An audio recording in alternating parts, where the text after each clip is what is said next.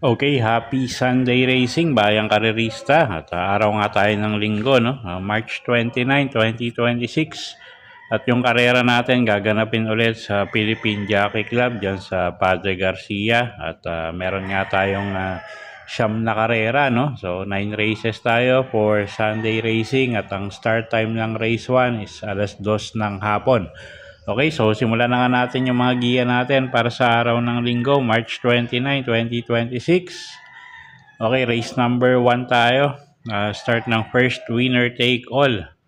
Class 5, 17 to 41 bracket. Distansya, 1,400 meters. Anim na kalahok tayo rito. At tingin nga natin, medyo lamang, no? Yung kalahok numero 3 na si Bisyo Magserbisyo. Jigger, paano yung re-renta dyan? At medyo may kababaan na sa grupo, no? Medyo hindi lang maganda yung pinapakita lately.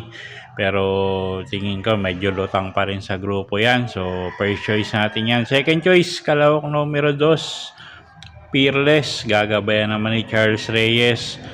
At isang diremating kabayo. Baka makaremati sa distansya, no? So second choice natin yan. Okay, so sa race 1, first choice, numero 3, Bisyo Magserbisyo. Second choice, kalahok numero 2, Fearless.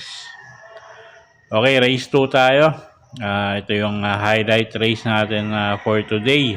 3-year-old maiden stakes race 3. Distansya, 1,400 meters, first pick 5.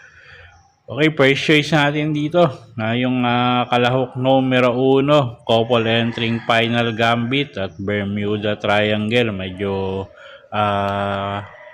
kung nakita nyo yung barrier nito, halos dikit-dikit din naman sila, no? So anybody's race tong karerang to. At yung numero 1 nga, medyo consistent naman sa magagandang mga barrier trial yan. So sila yung first choice natin. Second choice, kalahok numero 9, Just Super. Pabs Caballero na may re-renta dyan. Medyo may kainaman yung linyada niyang kabayong yan. So, second choice natin yan. At third choice, numero 11, Siling Labuyo.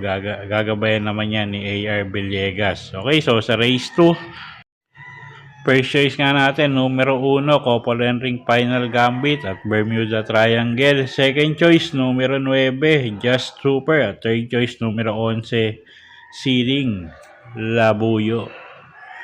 Okay, race 3 tayo. Start ng second winner take all. Class 5, 17 to 41 bracket. Distansya, 1,400 meters, 6 na kalahok. First choice, numero 6, Anyo 96. Boji Henson, yung re-renta dyan. Maganda post position. Tumakbo lang ng maayos. Tingin ko malaki panalo niyan. Second choice natin, yung galing sa bakasyon na numero 1, M Butterfly. NC Lunar naman yung sasakay dyan. Medyo magaang yung laban niya ngayon. Galing nga lang sa bakasyon, no? At pwedeng pangsama pang dehado rito. Kalahok numero 3, Miss Pinkerton. Sasakay naman ni GL Shego Jr. Okay, so sa race 3, first choice nga, numero 6, Anyo 96. Second choice, kalahok numero 1, M Butterfly. At third choice, pang dehado, kalahok numero 3, Miss Pinkerton. Okay, race 4 tayo. Start ng pick 6, class 4, 42 to 56 bracket. Distansya, 1,400 meters.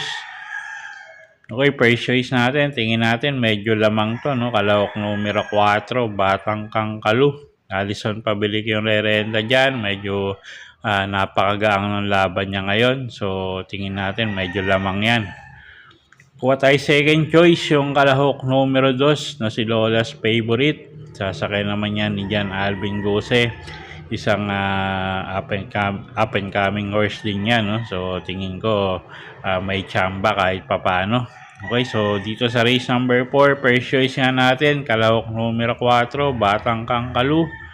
Second choice, kalahok numero 2, Lola's Favorite. Okay, race 5 tayo. Class 3, 57 to 70 bracket, distansya 1,400 meters. Start ng second, pick 5. Okay, anybody's race to, no? 6 na kalahok, pero lahat to may panalo. So, kung may kursonada kayong iba, dagdag nyo na lang. First choice natin dito, yung kalahok numero 1 na si Authentication. Diyan, Alvin Gusi yung re-renda dyan. Cambio Hinete. At medyo matapang sa laban yung kabayong yan. So, first choice natin yan. Second choice, kalahok numero 5, Paris with Bronze. O'Neal Cortez naman yung sasakay dyan. Although hindi ganun kaganda yung pinerform nito nung huling takbo. Pero tingin ko, malaki pa rin panalo niya ngayon. Okay, so sa race 5, first choice numero 1, Authentication. Second choice, kalahok numero 5, Paris with Bronze. Okay, race 6 tayo. Class 4, 42 to 56 bracket. Distansya, 1,400 meters. Okay, first choice natin dito, yung kalahok numero 2 na si Orient Express. JB Hernandez yung sasakay dyan. Medyo mainam yung huling ikinilos nito. So, tingin ko mag-uumento pa yan, no? At first choice nga natin yan, kalahok numero 2, Orient Express. Second choice, kalahok numero 5, Captain Bob. Gagabayan naman ni O'Neal Cortez, isang deremating kabayo. Huwag lang masyadong maiwan. Tingin natin may panalo din, no? So, second choice natin yan. Okay, so sa race 6, first choice nga numero 2, Orient Express. Second choice, kalahok numero 5, Captain Bob. Okay, race 7 tayo. Na class 3, 57 to 70 bracket. Distansya, 1,400 meters. Okay, first choice natin dito. Tingin natin, medyo lamang, numero 5, Anytime, Anywhere. Pagagabayan ni dyan Alvin Gose, isang stakes race runner yan. Although medyo lutang siya dito sa grupo. Medyo nabakasyon ng maiksing panahon to, no? At ipinahinga nga. So, first choice natin yan, numero 5, Anytime, Anywhere. Nalalamangan tayo dyan. Second choice natin, yung kalahok numero 4 na si User. Na JB Hernandez naman yung sasakay dyan. Medyo mainam yung preba niya para sa 1,400 meters. So, second choice natin yan. Okay, so sa race 7, first choice numero 5, Anytime, Anywhere. Second choice numero 4, User. Okay, race 8 tayo. Philippine National Women's Month Celebration Race. 1,400 meters ang distansya natin dito. Okay, first choice natin dito, yung kalahok numero 2 na rin na si Shanghai Silk.